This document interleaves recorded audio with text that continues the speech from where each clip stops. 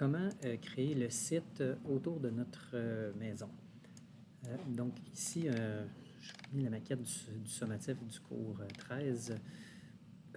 J'ai ajouté quelques trucs, là, des fenêtres au sous-sol, entre autres, donc qui sont à une certaine hauteur par rapport au niveau du plancher parce qu'on a la partie de la fondation qui va être enterrée ici. J'ai aussi ajouté la porte d'entrée à cet endroit-là, donc on va créer aussi un perron là, avec un escalier. Bon, là, cette fenêtre-là ici je viens de me rendre compte qu'elle va être cachée par le perron, fait qu'on va la flusher, tiens. Donc, comment est-ce qu'on fait pour créer notre site?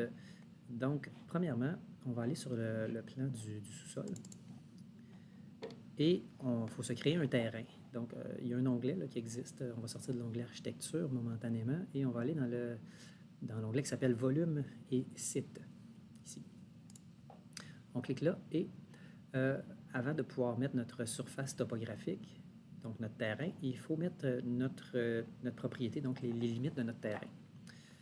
Donc, dans un monde idéal, ça nous prend un plan d'arpenteur. On est capable de télécharger un plan d'arpenteur pour avoir les bonnes dimensions, mais là, on va le faire par esquisse, c'est-à-dire on va dessiner un terrain à l'œil pour pouvoir faire notre site, donc créé par esquisse. Petite parenthèse ici, je vais aller sur l'élévation. J'ai descendu le sol à 96 pieds 0 pouces pour dégager les fenêtres.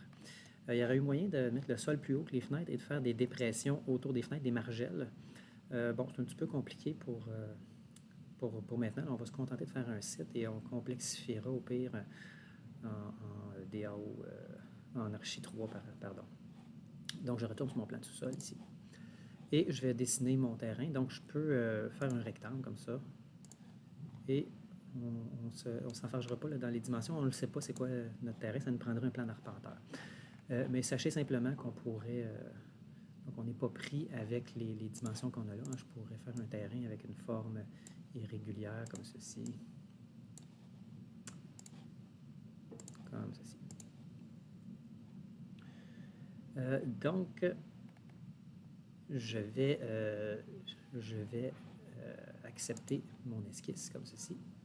Et j'ai, vous voyez, un pointillé qui apparaît autour de mon plan de sous-sol comme ça. Donc, ça, c'est les limites de propriété. Donc, si j'avais vraiment les marges de recul, là, je pourrais les ajuster, mais on ne l'a pas. Là. On y va avec un élément fictif. Si je reviens en 3D, il n'y a aucune trace de ça. Hein? C'est juste une ligne virtuelle qu'on a dessinée, comme dans la réalité. Hein? La ligne de l'eau, elle n'est pas visible dans la réalité. C'est simplement un document légal, une définition légale là, qui nous indique ça. Donc, maintenant, comment est-ce qu'on fait pour tracer notre terrain à proprement parler? Je vais retourner sur mon plan du sous-sol et je vais retourner dans volume et site. Et là, je vais cliquer sur surface topographique. Ici, mon élévation. Donc, quelle est l'élévation? C'est 96 pieds. Hein? Vous vous rappelez, c'est, oups, pas 69, 96. Donc, c'est la hauteur de mon sol fini que je rentre ici. Il pourrait y avoir plusieurs niveaux de sol. Hein. Là, ici, on va faire comme si le sol était uniforme partout sur le site, mais on pourrait avoir un sol en pente et à ce moment-là, on pourrait avoir des points à différentes hauteurs. Donc, c'est un niveau plus compliqué. Là, on va rester, on va garder ça simple, comme on dit. Donc, je retourne au plan du sol et je vais placer des points. Donc, je place des points aux 4 coins de mon terrain, comme ceci. Et là, c'est pas plus compliqué que ça. Je vais accepter mon esquisse et on va retourner en 3D. Et là, vous voyez, mon terrain a été ajouté. Bon, là, on est en ligne cachée, fait que je vais aller à côté de l'échelle. On a aussi le niveau de détail et à côté, il y a un style visuel, un petit cube, là, on peut choisir le style visuel. Fait que je vais mettre un style visuel réaliste. Bon, réaliste entre guillemets, là, vous voyez. Donc, deux problèmes qu'on a ici. Premièrement, on voit que c'est pas du gazon, hein, c'est de la terre. Là. Et sinon, si je m'en vais en coupe, vous voyez, Revit, il est smart, il nous met le symbole de sol non remanié. Hein? Donc, ça ajoute de la qualité à notre dessin, sauf que, vous voyez, le sous-sol est rempli de terre ici. Donc, ça, c'est pas super pratique quand on veut avoir un sous-sol aménagé. Donc, une chose à la fois, je vais retourner sur mon 3D. je vais sélectionner mon sol ici et vous voyez, on peut aller changer le matériau ici par catégorie. Et là, je n'ai pas de matériau gazon. Donc, dans mon arborescence, là, je peux chercher, je n'ai pas rien qui s'apparente au gazon. Donc, je vais créer une texture.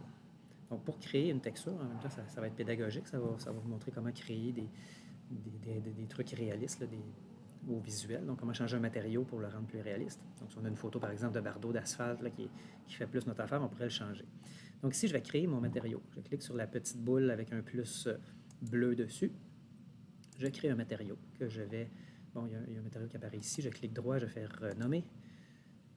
Et je vais appeler ça gazon. Donc, j'ai un nouveau matériau qui s'appelle gazon. Et donc, on s'en va dans Apparence, l'onglet Apparence. On sélectionne gazon, on s'en va dans Apparence. Et ici, on peut télécharger une image. Hein. Vous voyez, ça ressemble à n'importe quel logiciel de 3D. Là, on peut ajouter des textures. C'est comme dans SketchUp. Et je vous ai déposé sur Teams. Donc, sur Teams, ici, vous voyez, vous avez... non, je ne l'ai pas encore déposé. C'est vrai, je suis en train de préparer mon cours, mais vous allez avoir sous peu... ça, c'est mon arborescence que je vais copier sur Teams. Là. Donc, texture de gazon, ici. Vous allez juste cliquer et vous allez obtenir l'image qui suit. Donc, je clique sur Image. Et je vais aller chercher ma texture de gazon. Donc, où est-ce que je l'ai mis, celle-là? DAO4, très vite. Cours 13, terrain. Et j'ai ma texture de gazon ici, un JPEG. Je clique dessus, je fais ouvrir. La texture de gazon apparaît. Et vous allez voir ici, ça devrait se répercuter. Je vais faire appliquer.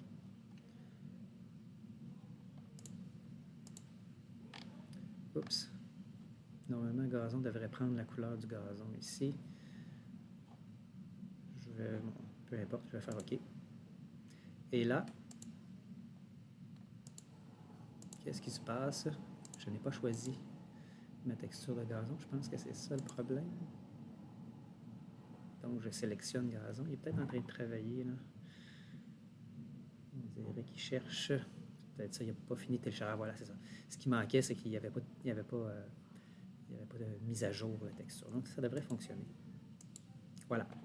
Donc, on est dans texture ici, en bas de l'écran, texture réalisme. Mais comme je dis, réaliste avec des guillemets. Là.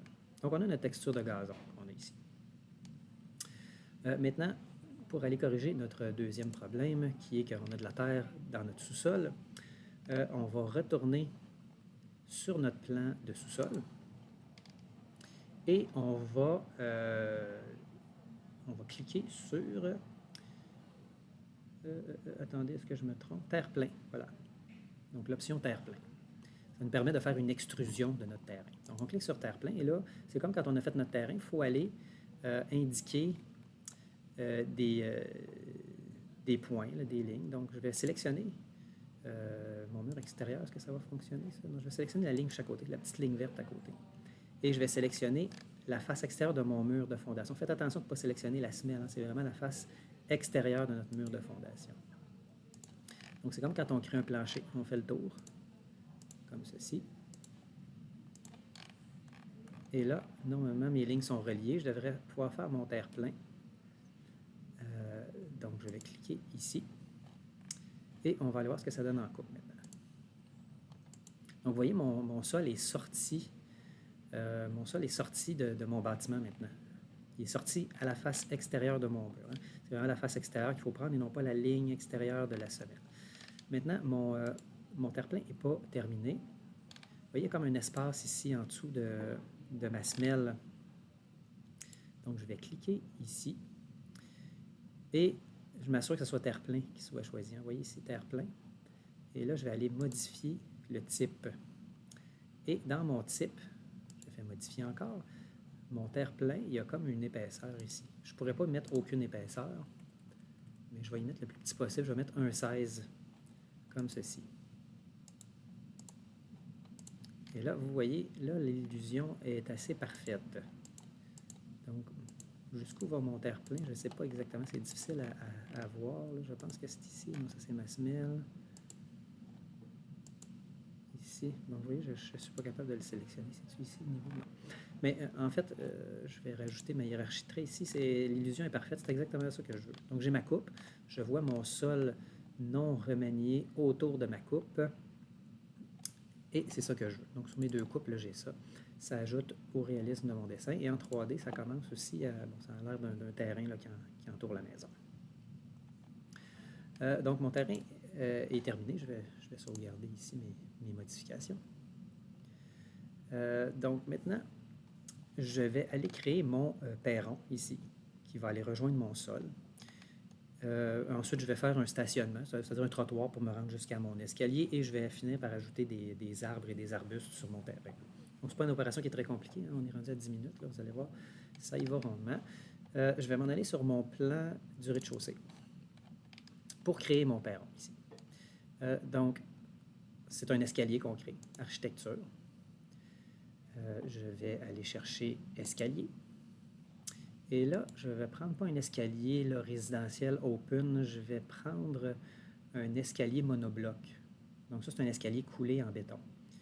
Donc je clique là-dessus. Mon niveau de base pour mon escalier, c'est mon niveau de sol fini. On veut que l'escalier, la partie basse, ça soit mon sol fini. Et on veut que notre escalier nous mène jusqu'au niveau du rez-de-chaussée. Donc on veut partir du sol puis rentrer dans la maison au niveau du rez-de-chaussée. Donc, du sol au rez-de-chaussée, j'ai cette contre-marge de 6 pouces, c'est parfait. La largeur, on ne touchera pas à ça, on va l'ajuster à la main après, là, vous allez voir. Donc là, je vais y aller à l'œil. Je clique, en fait, quand on fait un escalier, vous vous rappelez, on clique la partie basse de l'escalier et on s'en va dans la direction de la montée. Donc là, je ne sais pas exactement la longueur de mon escalier, mais je vais l'ajuster après. Je clique en bas et je monte en haut. Et quand tous mes escaliers, quand toutes mes marches sont créées, maintenant, je vais déplacer mon escalier. Donc, je prends mon escalier ici. Je vais le déplacer sur le coin de la brique à cet endroit-là. Et là, je vais aligner le côté de mon escalier avec le côté de ma brique ici. La meilleure commande pour ça, c'est aligner. À L, je m'en vais sur le côté de ma brique et j'appuie sur Tab jusqu'à temps que j'aille le bon alignement. Et ensuite, je clique sur le côté de mon escalier. Oups, il n'a pas compris ce que je voulais.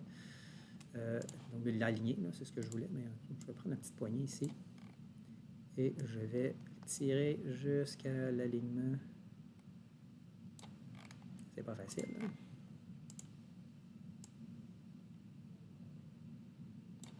Bon, je vais y aller à l'œil. Ça va être ça qui va être ça. Comme ceci. Donc, maintenant, on va aller regarder en 3D ce que ça donne. 3D ici. Vous voyez, j'ai mon escalier. Je suis encore en esquisse, là. L'escalier n'est pas complété. Donc, j'ai fait mon escalier. Je vais retourner sur mon plan du rez-de-chaussée. Maintenant, je vais cliquer sur palier. Palier ici. Et pour créer mon palier par esquisse, je clique sur le petit crayon et je vais me faire un rectangle. Donc, un rectangle qui va d'ici à ici. Je vais faire OK pour le palier. Je vais aller en 3D. Vous voyez, ça a fonctionné. Mon escalier part du niveau du sol et monte jusqu'au niveau du rez-de-chaussée, donc à la base de la porte. Donc, je peux accepter mon esquisse. Extrémité supérieure, c'est pas grave. On va fermer ça ici. Il m'a créé un garde-corps par défaut qui fait le tour complet de mon escalier comme ça. Donc, c'est pas pratique. Donc, je voudrais avoir la volée, la partie du garde-corps en diagonale ici, puis à plat sur le côté pour protéger les chutes. Et ici, je voudrais seulement avoir la partie en diagonale. Donc, ce n'est pas possible de faire ça. On doit traiter les deux garde-corps indépendamment. Donc, on doit corriger le garde-corps ici, puis ensuite, on va se créer un nouveau garde-corps. Donc, je clique sur le garde-corps. Je clique et je fais modifier la trajectoire, ou je double-clique sur le garde-corps tout simplement. Il m'apparaît la trajectoire du garde-corps ici. Donc, ce que je veux garder, moi, c'est la partie diagonale. Là, il faut faire un petit peu d'abstraction. Il faut se rappeler, ça, c'était la partie diagonale, ça, c'était la partie horizontale. Ça, je ne veux pas ça. Je l'efface, j'efface et j'efface. Je fais OK. Et j'ai mon garde-corps sur le côté ici, mais j'en ai plus ici. Donc, qu'est-ce que je vais faire? Je vais créer un nouveau garde-corps. Je vais m'en aller dans Architecture, garde-corps. Et là, on peut esquisser la trajectoire du garde-corps ou on peut placer directement sur l'escalier ou la rampe. Donc, je vais faire placer directement sur l'escalier et la rampe. Qu'est-ce qui s'est passé? Il a compris ce que je voulais. Moi, il y a un petit buzz bizarre, là, mais... donc, qu'est-ce qu'il fait? Il vient de me mettre un escalier, un garde-corps, pareil comme j'avais tantôt. Donc, il vient de m'ajouter un garde-corps qui fait le tour. Et ici, j'ai des doublons. Donc, je sélectionne la partie que j'ai ici, que je veux conserver. Et là, j'efface. Donc, inquiétez-vous pas, ici, ça n'effacera pas cette partie-là. C'est juste qu'ils sont une par-dessus l'autre dans le moment. J'efface et j'efface la partie horizontale aussi. J'accepte mon esquisse et voilà. J'ai le garde-corps comme je veux, sur le côté de chaque côté de ma volée et sur un des côtés de mon perron. Est-ce que je veux changer mon modèle de garde-corps? Je pourrais. Je vais aller dans les garde-corps que je vous ai donnés à la semaine 12. Et je vais aller me choisir un modèle qui me plaît ici. Vous voyez, commercial, glace. Donc, garde-corps commercial en vert. CTRL-C. Je m'en viens dans ma maquette ici. CTRL-V. Je dépose le garde-corps. Je sélectionne, cliquez sur modifier, je sélectionne mon garde-corps ici et je lui dis que je veux commercial glass fixing. Il change, vous voyez. Même chose de l'autre côté. Commercial glass and fixing, voilà. Je peux flusher le garde-corps d'origine et j'ai un beau garde-corps en verre extérieur, hein, comme ceci. Superbe escalier. Je pourrais aller sur mon plan du rez-de-chaussée, déplacer ma coupe dans ma porte et aller voir ma coupe ici, c'est ma coupe numéro 2, comme ceci, vous voyez, mon perron a été créé avec un garde-corps qui mène à ma porte. Ça avance. Maintenant, je veux me créer de l'asphalte, un trottoir en asphalte qui va amener éventuellement à la rue. Donc pour ça, je vais me placer sur mon plan, qu'est-ce qui serait mieux, le rez-de-chaussée, j'imagine, sur mon plan du rez-de-chaussée. Je vais aller dans Volume et site. Et dans Volume et site, on va créer une sous-région. Donc, je clique sur Sous-région. Et là, je vais essayer de m'aligner le plus possible sur mon escalier comme ça. Oups, pas une ligne que je veux. Je fais Escape, je vais en haut ici dans mes options de tracé, je vais choisir le rectangle. Donc, je clique ici et ici. Oups, annuler. Je recommence. Je clique ici. Je vais aller plus loin que mon terrain pour être certain que mon trottoir fasse tout mon terrain. Et ensuite, je vais faire un alignement. Donc, AL, je veux aligner sur cet élément-là le côté de mon trottoir comme ça. Je retourne dans Modifier et j'accepte mon esquisse. On va aller voir ce que ça donne en 3D. Ma surface est créée ici. Donc là, c'est comme de la terre, hein, par défaut. On va mettre de l'asphalte. Donc, je clique sur ma surface. Par catégorie ici, je vais aller voir les options de matériaux que j'ai et normalement, on devrait avoir de l'asphalte.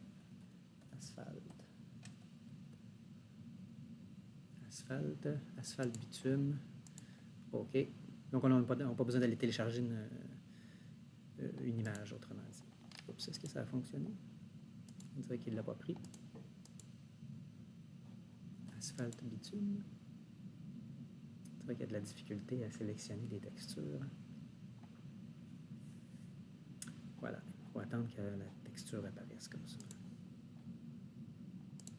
Voilà, donc j'ai mon asphalte, mon trottoir qui mène. Ça pourrait être un stationnement pour les autos aussi, là. Donc voilà. Maintenant, je vais sauvegarder ma maquette. Hein. Maintenant, pour ce qui est d'ajouter maintenant des arbres et d'autres éléments, donc il va falloir aller télécharger des familles. J'en ai pas. Donc si je regarde ici, vous voyez, composants de site. Si je clique là-dessus, la seule chose que j'ai, c'est une roulotte de chantier. Ce qui n'est pas très pratique dans notre cas, ce n'est pas ce qu'on veut. On n'est pas en chantier, on veut montrer le résultat final. Donc, on va s'en aller dans notre onglet « Insérer ». Comme ça qu'on télécharge des familles. On va aller dans « Charger des familles Autodesk ». Donc, ici, charger la famille, c'est si vous avez un dossier de famille sur votre ordi, vous allez aller chercher les familles à cet endroit-là. Là, ici, on va aller les chercher dans le nuage, là, sur un site d'Autodesk. Dans la boîte de dialogue, je vais revenir en arrière, il a gardé mon choix. J'ai plantes à quelque part, donc plantes ici, dans l'arborescence.